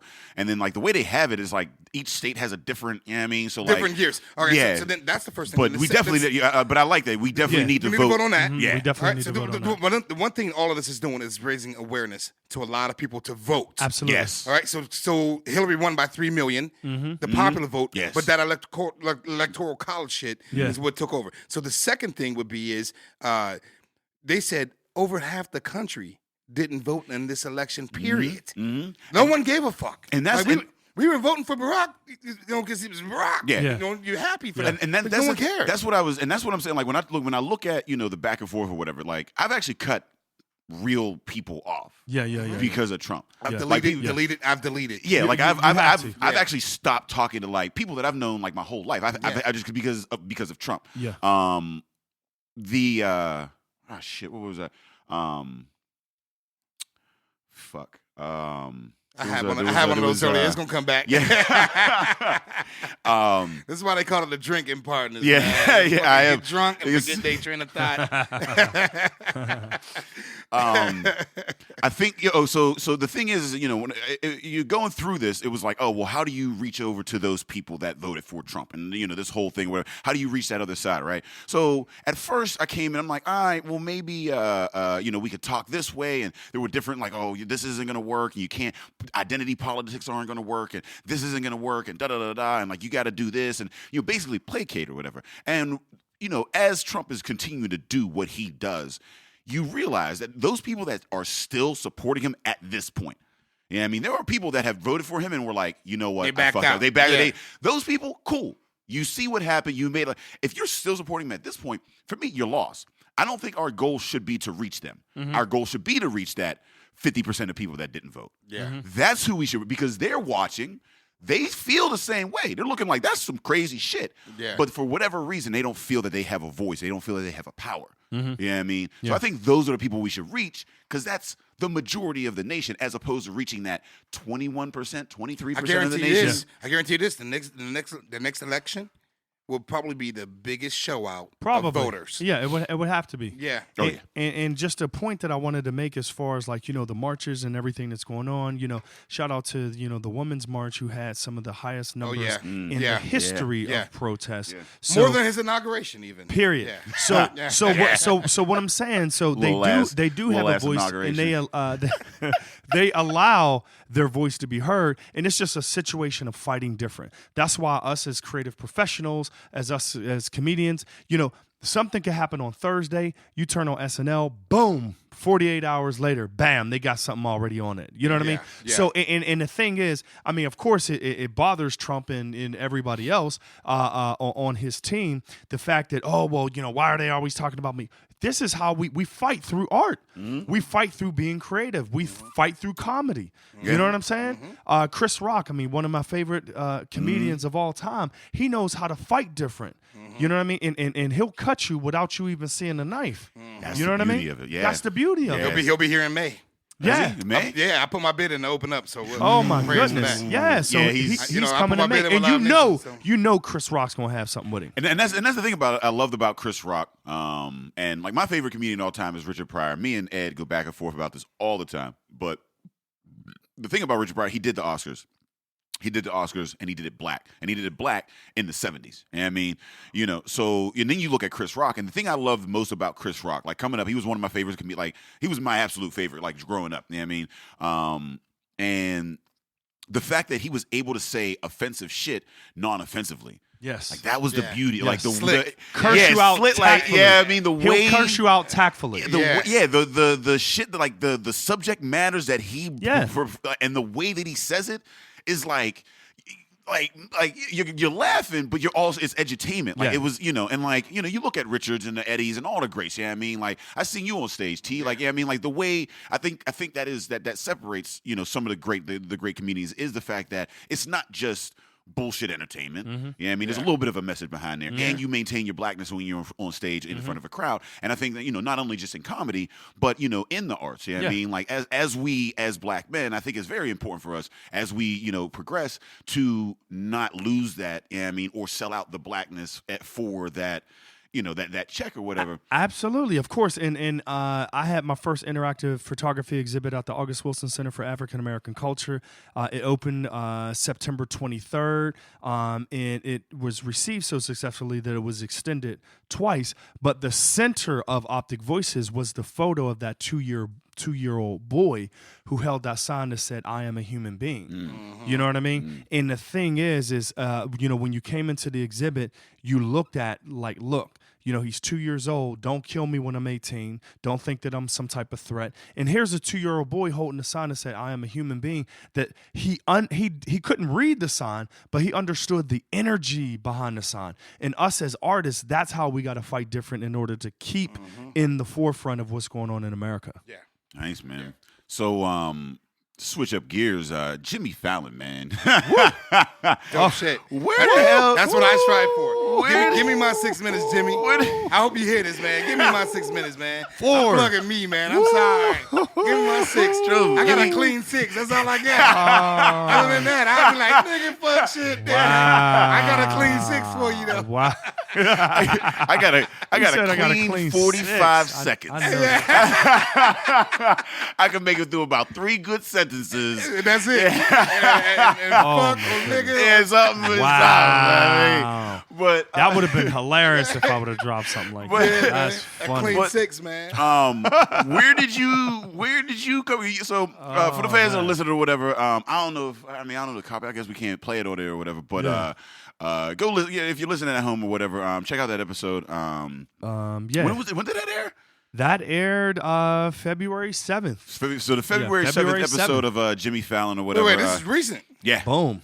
Yeah. 2017. Boom. Yeah. This Bow. past. Oh, nigga, we getting a selfie Look, after look, this. look, look. And I know you. Yeah. So where did you Yes, man. where did you come up with what is it the corn The super fresh corn hustlers out this the joint, yo. super fresh corn hustlers Yes, from man. Kansas? Yes, man. Kansas City super fresh corn hustlers. Man, it was an amazing, amazing time, man. Yeah. Tonight Show with Jimmy Fallon, man. In the Roots. Just a little bit of backstory. The Roots were one of the greatest fucking musicians. bands, Don't even say hip hop. Yeah. Don't even say They hip hop. transcend hip hop. Yeah, don't even say that's what I'm hip saying. hop. They Some of the transcend. greatest musicians yeah. in the history of music. Yeah. Listen, before you want to hear something really ironic. Let's this go. Is real quick. When I first started doing comedy, I told you I was a flight attendant in Philadelphia, right? Yes. Right. My first show was at the Laugh House, right? At the Laugh House, it's on South Street, and they had a place called the Black Lily, right? And then Love the Black Lily. Remember the Black open Lily? mics. Yes, the open mics. You all right? The Roots were there. This is before the Roots were. I mean, they were always the Roots. But this is before they even became famous. Exactly. This is before Jill Scott became famous. Yeah. shit. Jill was there with her temple hoodie. Yes, dude. Jaguar listen, Wright. Jaguar Wright. Come on, man. I just did a show in Miami with Jaguar Wright not Come too on, long man. ago. Right? Jeez. Now check this out. So I get on to do comedy. They had comedy nights there. I get on to do comedy, man. I'm gonna tell you right now. I said, and Black Dot, he always had. Top I'm not five. Questlove. Questlove always had the afro. He always had the afro. Everything. That's his logo. Yep. I knew these cats before they was huge. Oh, trust me. Yeah. And they probably had about 5 albums out before they even became mainstream. Yeah, that's the thing. And Like I did the a sh- Roots I were did the a show- Roots for the longest time. I did a show on stage when they introduced me. The Roots were playing behind. That's fucking That's my claim. crazy. That's and, amazing. And the That's fact amazing. that you just got to be with them. Yeah. That's one of my things, man. Like, and that's where I started doing comedy. That at. is insane. Well, So that's what- yeah. well, here's the thing. So, Amir and the Roots and Tariq, we go back to 1999. 99. All right. So 1999. That's when I was there too. 99. Yep, 1999. They had a chat room on okplayer.com where you could go and sort of talk to people from all over the world for their Player, I love. forgot about that. OK Man. Player, Look at right? that. So 1999, it was me, Jose 3030, Jill Altimore from Ohio. There was Nicholas from Boston. So I still know these cats after almost 20 years. Wow. So me and my creative self, I had a show on PTS at Pitt, and I said, how about I do OK Player Radio? So we started to do OK Player Radio, much like the podcast, but the real player would only allow 60 people to listen at once. So of course that was, it sort of dissolved. Amir would call in, Questlove, he would call in from over. That's dope. Yo, what's up? This is, OK Player Radio. We had drops and all that stuff from Jazzy Fat Nasties. Yeah, Jazzy Fat Nasties. Oh, Right? dude. Jazzy Fat I keep forgetting you Nasties. in New York. I'm like, Yo, how's he doing? exactly. Yeah. Come on, man. So from there, And Philly and New York, like, boom, they right yes. there. You know what I mean? So here we go. We cultivated the relationship. Remember, I told y'all earlier, I cultivated the relationship, and then Amir called me in April and said, "Yo, he hired me to film something called Shuffle Culture. If you're listening, Google Shuffle Culture." He wanted me to film a video on April 19th, 2012. I filmed the video, and he was so appreciative of the video. He said, "Well, I don't believe you. Do you want to come back and direct the Roots Picnic, which they have every year at Penn's Landing?" Penn's Landing. Yep. Boom, they do. Penn's Yep, Landing. Yep. So I directed the Roots Picnic. The first year was in 2012, and I've been directing it ever since. Wow. So dope. Wow. That's So dope. every time I go to New York and our new executive vice president, I have to get her in the swing of things. I have to get her, who's this person, da-da-da. So we were up there, meetings with Malik Yoba, meetings with this person, with that, you know what I mean? Fashion designers, things of that nature. And every time I go up, I just stop by the Fallon show so I can check in with Amir and Tariq and the rest of the crew. And then bam, we go out. Jim, he does this freestyling with the Roots. Mm-hmm. He rolls up. I guess he sees my bulky sweater in my salmon pants.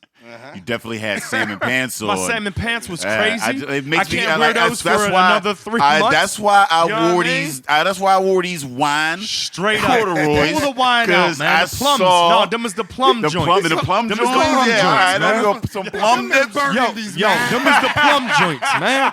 You know what I'm saying? Them is the old school lunch plums. Remember they should give you the plums in lunchroom. All right? They did the plums. Yeah, seriously, the plums. Them is the plum joints. I saw that because I watched that clip before. I was like, I felt more confident coming in here. So I had the salmon joints. And the freestyle is, of course, the whole wow factor is how Tariq could change something off the wall and freestyle about it. You know what I mean? So I didn't want to give him Cat in the Hat. Yeah.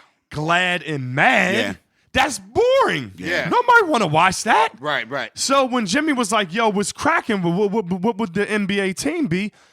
How about the Kansas City Super Fresh Corn Hustlers? Try to put that in the freestyle. Yeah. Right. And Dag Nebity did and smashed it. He is in my top 10 greatest MCs of all time. All time. And he does not get the credit that he deserves just because the Roots as a band is so prolific. You know what I mean? But lyrically? No, seriously. Lyrically? Give me my six. I give him my top 5. I'm sorry. I'm gonna give him my top 5. Yeah, my top 10. Matter of fact, let's just run through the daggone top 5. Who's your top 5? Boom. Shoot it off. It's tough. It changes. I know it's tough. That's why I want to hear it. I mean, right now.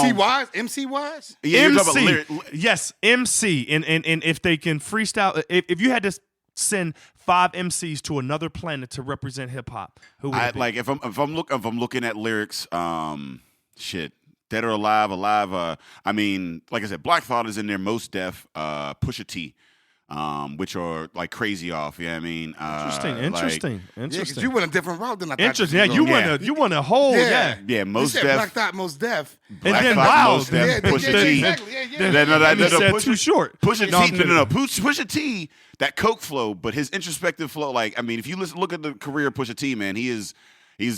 I got with Eminem, and me and Ed, God, all Eminem. the time. Me and Ed argue about it. He's like, "Oh, he only got it from white," but that motherfucker, his lyrics are ridiculously. He will put so many things in a headlock. He's it's my ridiculous. number one. I don't give No. Right? Yeah, I mean, go on and do that. Your wife would be happy with that. Your wife would be happy with that. I gotta put Eminem. Valentine's Day. right. Yo. I gotta put M. It's. I don't know where that fifth is. It's tough. I love Andre. Like his 103,000. Yeah, I mean, but it's tough because like he hasn't put out the same body of work as some of the folks that have been doing it as much. Because even Big Boy, I feel like Big Boy. If you listen to his albums, man, I mean, I can't put Big Boy in that top 5 though. I'm still on that Pusha T though. I like the take that he took because you went with more of like an earthy feel, like the most Defs in those guys. Like I'm really mad at the earthy adjective. I'm mad at the earthy adjective. Maybe not. You're saying it like all they do is go to Whole Foods. Look.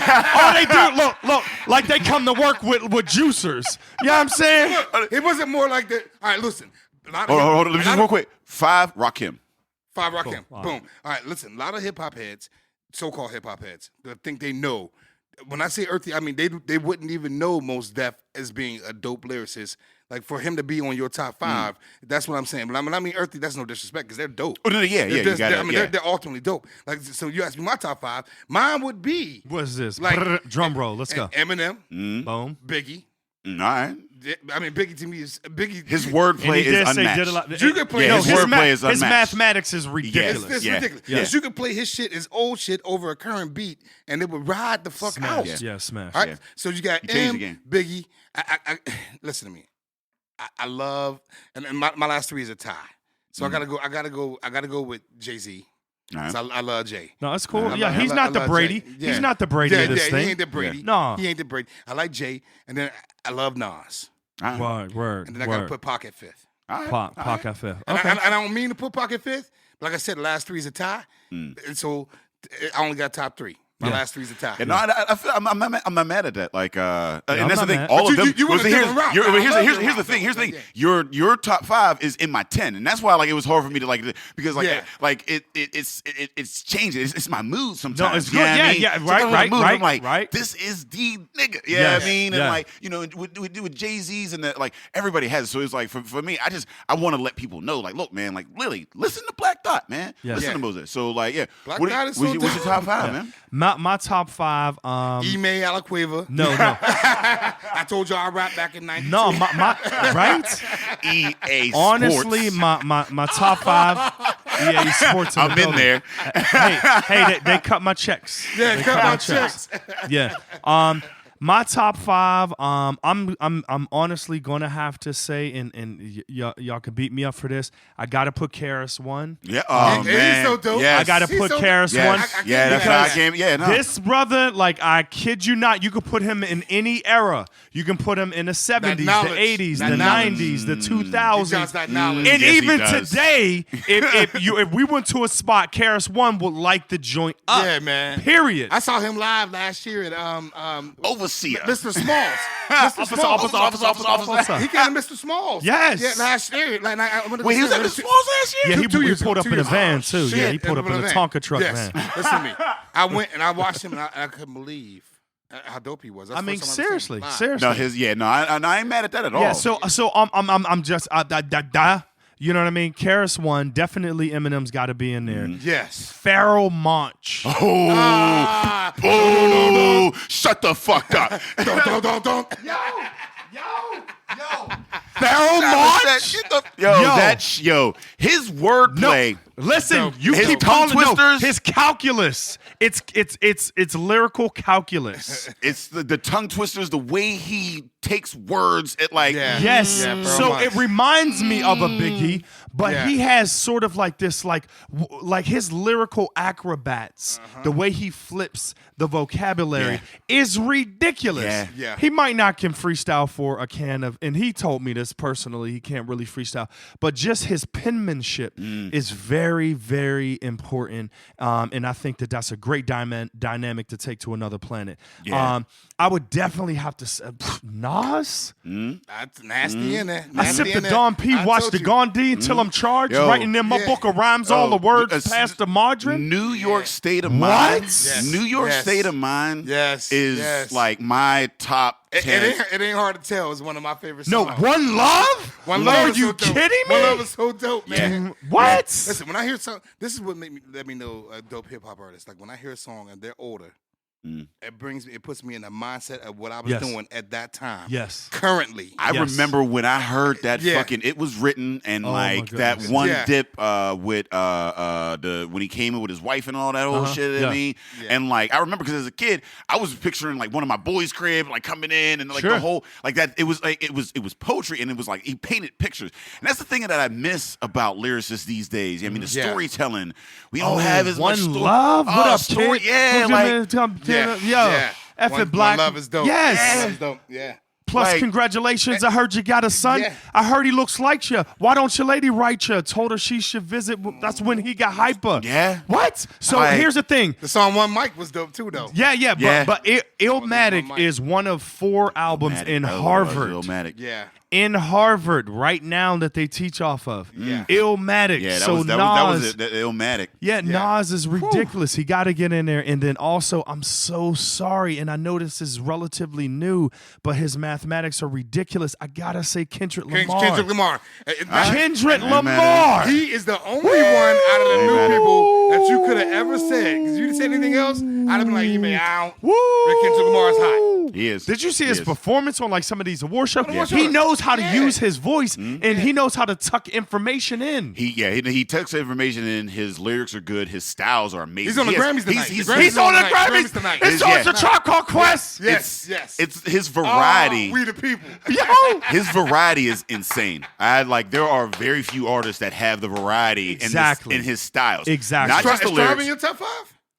The Tribe in your Oh top no, 5? yeah, definitely, yeah. Well, Top group 5 groups, yeah, groups, That album they definitely just groups. dropped You're was talking Public absolutely Enemy, Tribe Called Quest, Run DMC, Outkast. Yeah, Outkast. Backstreet Boys. Yeah. I fuck around.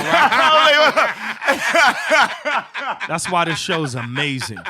That's why this show is Who's naming groups, amazing. man? I got caught up. This is amazing. This was a buck New Edition, seven. yeah, New Let me Edition. tell you how That dope New Edition motherfucker. was. New Edition came out like 3-4 times with the same motherfuckers. Like it was like New Edition, BBD. Then Boys II Men. Boys II Men. Yeah, that was. Yeah, they definitely did. Boys II Men, ABC. Who's ABC? The Boys II Men, ABC, ABC. I don't know who ABC Another was. bad in that. creation. I don't know. Another bad creation.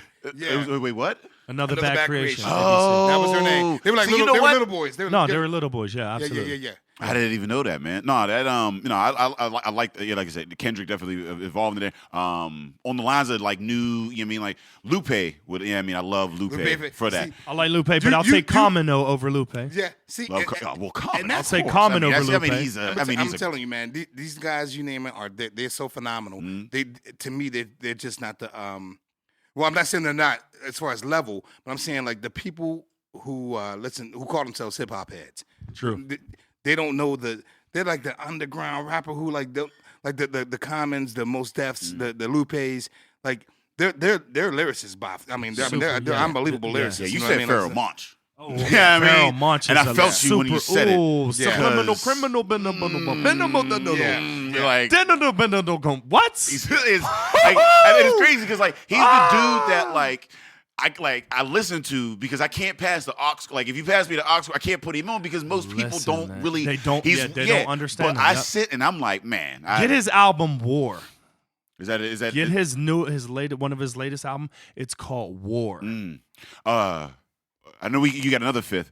I want to throw in Busta Rhymes, and I want Yes, to throw in Busta yes, Rhymes. yes, No, Busta Rhymes, because yes. he has had one of the greatest careers, and he's slept on. But album after album after album, He got He's another one of the coming most out. consistent. He got He another does? album coming out. yeah, Yes.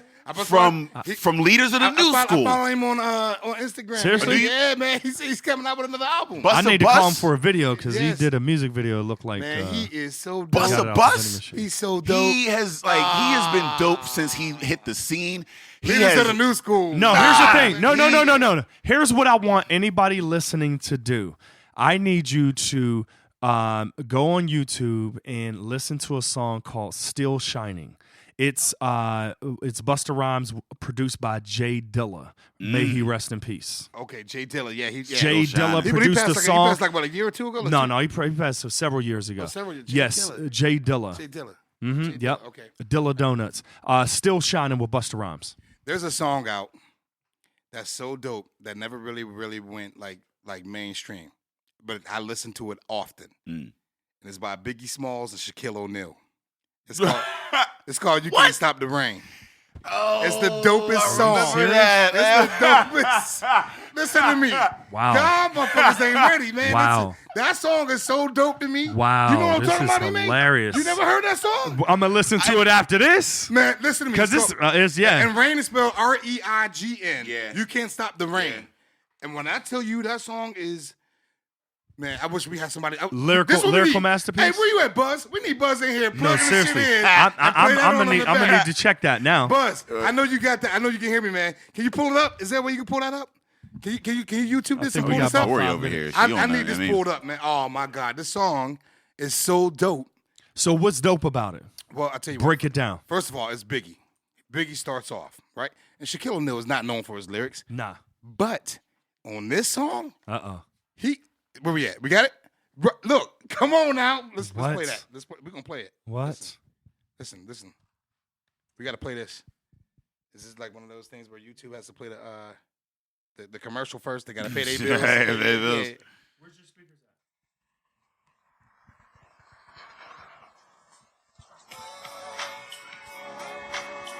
You hear that? Now the song starts off Biggie. He like a lime to a lemon. My DC women. No, I remember this song because You like remember this? Shaq were like, because this was back when Shaq was in that he gets the in that one video with Onyx. Remember? Yeah, I mean, yeah. he was in that Slam Slam video. video. Yeah, I mean. All right, listen to the lyrics. Here we go. You can't stop it, block it, when I drop it. Anytime I go rhyme for rhyme on the topic. They ain't even fit to step in Shaq's arena. I look and inside your mind and I see your true demeanor. In your eyes, why are you surprised? No matter how you try, not fly as Aliquiva. The new edition. Is this the end of your last night? In the daytime, you couldn't see me with a flashlight. Crash flights on site. That's Shaq now. That's Shaq. I'm coming through and then I bomb your whole vicinity. Why the acting fake and chat? You're not a friend to me. I peep your card. You're not as hard as you pretend to be. Who wanna spark it with the chocolate? Macadamia, head clean to the cranium. You know the name. Shaq aim to maintain money on the brain. Can't stop the rain. Now hold on, we gotta hear Biggie now. We gotta hear Biggie. Don't give me. I'll be honest. I want to hear Biggie though. Let's hear Biggie. That was I. That was a Biggie verse. That was I. That's Biggie. No, that was, he definitely wrote that. Biggie helped him. Yeah. Biggie helped him. But you can't tell me the beat ain't dope. No, that is that soulful. You know what I mean? And he wrote the beat. I sneak deep with killers about $1 million figures. Blessings to act legends and figures. Cream lizards, cream coochies. I do my duty as long as they fly as me and high as me. Success of my circle. Try to break it, I hurt you. Ain't no getting out that. I doubt that. We want the exotic, erotic ladies, not the toxic ladies that burn a lot. I learned a lot from junkies to ruffians, from being tied up by Colombians. Cause 80 grams was missing. Listen, had to change my position from wanting To be large to head nigga in charge. My garage call it CeeLo. 4, 5, and 6s. Honey's by the mixes. If it ain't broke, don't fix it. Get him big. Sounds like a sumo, Frank White numero uno. Can't stop, won't stop. Yeah, I wish I was in the background just singing that shit. Like, That's dope. Dope. Thank you for sharing that's that, dope, man. No, that's dope. You can't stop the rain, man. That's I don't know how to stop that. Thank you. Thank you, Listen, Tori. We Tori, appreciate you, that. man. Yeah, man, Listen, coming through. that's one of those songs that, you know, like when I heard it, it was one of those things I was like, damn, man. I mean, and then it never really went, man. It changed. Nice. So, did you give us your fifth? Yeah. I gave. All right. So, what do you got coming up? We will wrap this up. What do you got coming up, man? So what we have coming up is all types of stuff. Hip Hop on Lock, creating more and more partnerships, summer programs for a lot of young people to sort of go on and start to dive into some things. My wife, she's a English teacher at Winchester Thurston School, so big up to her. Give it up for her. She's doing a lot of things with the literacy. So she's creating a program called Get Lit. Music, Get Lit. the Get Lit music workshop. So it's a partnership with Hip Hop on Lock. Your Mom's House, we're building our new facilities over on the north side. We just hired our executive vice president who's doing extremely well, and we're just growing more and more into the stratosphere. And then Optic Voices as well. We are doing a huge partnership with Optic Voices in the Children's Museum, so that's going really well. And that's also going to be traveling around the country. And then Northside Narratives, which is an excellent program that we have going on, a pilot program with Perry High School, in which we gave $40,000, $1,000 to 40 students to really put the money behind them being entrepreneurs and creating creative initiatives that really take their community to the next level. So that's the definition of really putting your money where your mouth is, giving them $1,000, and also mentoring them on Tuesdays and Thursdays, where we have speakers from all across the spectrum to come in and sort of mentor and give them what they need. Sometimes the teachers are seen as corny or old heads, but when you get somebody who's off the street, who's from the same block as you or the same town as you, to speak to you about what it is to be a mentor, it really helps to change the lives of them. Yeah. Nice. That's Emmai Aliquiva. You know what I'm saying? Yeah, Nice. man. That's huge, man. I like that's that. been a reoccurring theme in this podcast. Not only this podcast, but this episode, but this podcast in general, man. It's we got here through help. You know what I mean? So I appreciate pay it, forward. man. Hopefully, I'll see y'all at South by Southwest. Well, I'm not going to be at South by. Yeah. I can't afford that, nor am I big enough for it.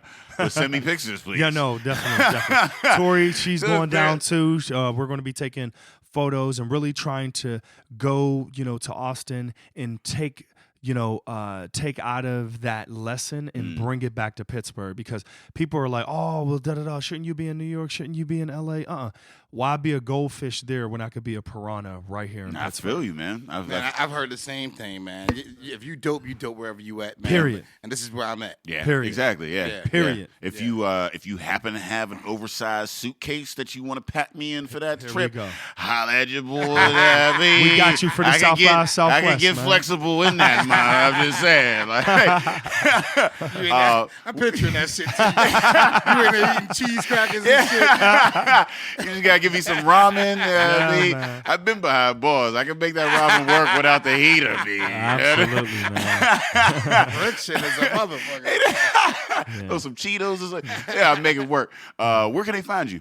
Yes, please find us. Emmaialaquiva.com. That's EMMAIALAQUIV as in Victor A.com. You can also catch us on opticvoices.org, hiphoponlock.org. We don't have a website for Northside Narratives, but if you go on our Facebook page, you can find out information on how you can get involved. And then, of course, yourmomshouse.com. All the way around. These are the conglomerates. Your mom. That's with a Z, yeah? Yep, YAMOMZ house.com. there it is. So these are the conglomerates that have really allowed me to be a pillar inside of the city of Pittsburgh and sort of re-straight what my brick looks like in the foundation. Thank you, man. We Yes, sir. appreciate you coming Yes, by. sir. We Yes, appreciate sir. that work. T-Row, man, what you got coming up? Coming up, basically, got a couple things. On Tuesday, I don't know if you guys know who Kevin Hart's openers are. That's Naeem Lynn, and that's my boy Will Spank Horton. They call themselves the Plastic Cup Boys, right? They opened for Kevin Hart. They toured with Kevin I Hart. heard about the Plastic Cup Boys. So they basically picked me up, and on Tuesday we go to, that's Valentine's Day. I'm at Columbus Funny Bone that night. The next day we're in Cincinnati at the Cincinnati Funny Bone. Then Kansas City over the weekend. And then after that, we'll see what God blesses me with. I know they're gonna bring me on the road with them, so I probably got about 10 or 12 dates with these guys coming up. Nice, man. They're my people, man. So it's a good thing with that. And also, I run the Pittsburgh Improv open mics, February 22nd. If anybody wants to come out and do comedy, please come out. Just all you got to do is email me at t-robecomedy@hotmail.com. I still got a Hotmail because it was one. Hotmail. It was my first email address. And I can't afford to change it now because too many people. Oh, yeah, because you've too already. many people yeah. got it. I've been doing comedy for 16 Hotmail? years. Listen, I've been doing comedy for 16 years. You still got a Black Planet account. Yeah, I still got a MySpace. He still got a Black Planet account, man. Listen, man. No, he's on College Club. Put y'all in my top 8 Yo, he's on MySpace, College man. Club. He's College Club. Yeah, man. I still got that address. And listen to me. Got the IM app? Listen, I don't got that, but I do got that Hotmail. That's my email address, man. Word. And I can't afford to change it. Too many people have it. Oh, yeah. Once you get so deep in the game, I'm it's too like deep. I kind of. can't- It's all good. I am going to teach you how to forward that John to a Gmail. See that? Oh, There it is. yeah, That's what we do here. Is that what it is? Yeah. Okay. whoa. There it is. That's the brilliance of Emmai Aliquiva, Yeah, right? I mean. I changed my last name to Aliquiva, nigga. That just sound dope. That should be your only name. That's just an automatic draws. Right, Yeah, I mean, right. it's Aliquiva. It's like, all right, so where's your That car? sound like a lotion. That's dope shit. That's dope shit. But yeah, man, so I got that coming up, and then like I said, we got March Madness coming up at the Pittsburgh Improv, and this nigga just gave me a business card and it's shaped like a circle. I thought it was a coaster. Oh my god. That is, That's and, so dope. and it's the That's good so shit dope. too. And Not mean to intercept any. no, and it's the No, good no, shit no, because no, it no. got the little lamp. It's all No, shiny. but here's the deal, man. It's like Braille. It's Braille edge. Yeah. Like you can feel You it. can feel it, You yeah, can feel I it. You mean. can feel. You might not want to throw that away because that John thick. He's stunting. And That it's John thick. This ain't something you fold up and put in your wallet. Yep. This is something It can fit in your wallet though too. I'm gonna put this on my fridge. I mean- Fuck I it. mean, like sure. my daughter made it. Like, Maya Angelou helped this happen. No, Yeah, I seriously, mean, man. hey, you think you're absolutely right. man, it's dope. It's dope, man. Thank you. So yeah, that's what I got coming up, and I just want to say, Emmai, man. Hey man, God blessings to you and many blessings and Thank you, and man. much Thank you. I success appreciate it. to your future, man. Thank you. I'm a fan, definitely, man. Known you for a long time. I and appreciate it, when they man. told me you were coming in, I was like, I know the brother, man. Like, yeah, I was like, he's like, oh no, I know. I was like, word, like, yeah. So No. and I'm filling in for my boy Ed, man, and and it's good to sit in this seat, and I can never fill his shoes. I texted him and actually said the same thing. He was like, "You'll be alright." Right? Hospital and everything. You'll be all right. Yeah. So I think I did good for my first No, you did an excellent job, man. Hey, Again, definitely amazing. Again, I appreciate you, man, and and like I said, much success to you in the future and everything. Hey, I thank you guys for having me on the show. I do not take this lightly. Your impact doesn't go unnoticed, and I recognize that. And to get to a $1.7 speaks volumes to the support that you get. I like I said, I just want to say thanks for both of you guys. I mean, at the end of the day, like this last month has been mad crazy. This is our first time podcasting, in quite some time, and to be able to sit here and be surrounded by Black excellence, and that push to move forward is an absolutely amazing feeling. So, thank both of you guys for coming through. T-Robe has been amazing as a guest. So we got him on episode 108. So if you're listening to this right now, he's on 108 because you know how we do it here. We do 2 episodes. I mean, so you're gonna see, you're gonna hear him again on episode 108. We might have this a little bit more polished, that little intro or whatever, a little bit more polished next time. That'd be, but. Like I said, I want to thank our guests for coming by. I want to thank T-Rowe for coming through. If you're looking for us, we have RMU. Shout out Tori Snyder, doing her thing. RMU Something Black. We'll be down there with Jay Russ, Lorenzo DeSilvio, and Terry Jones. He'll be down. That's February 18th at RMU. $5. Show up, and if you're looking for, there ain't no tickets, fans. So hit us up. Look at whatever we're doing, and you can find that February 25th, Compton Theater. T-Robe, Lorenzo DeSilvio, and we got Blair and Tim Ross on that. On that, and then we have Butler Brewworks that's going to be on that. So if you don't know what we do, every time you come to a show, it's BYOB and it's free beer. We got a beer sponsor that comes through and gets you shitty. So come through on that. And if you're looking for us online, you can find us at epicastnetwork.com/partnerspod. You can find us on IG, Twitter, and Facebook at partnerspod. And you can find us on iTunes, Stitcher, Libsyn, and Google Play on the Drinking Partners, man. Shout out to Ed, man. We love you, man. Can't wait for you to get back on. And as always, Epicast is the family. Drinking Partners is, I already fucked it up. and he's going to tell me about it when he hear it. Drinking Partners. Drinking Partners is the family. Epicast is the... Drinking Partners is the crew. Oh. Epicast is the family. And we out.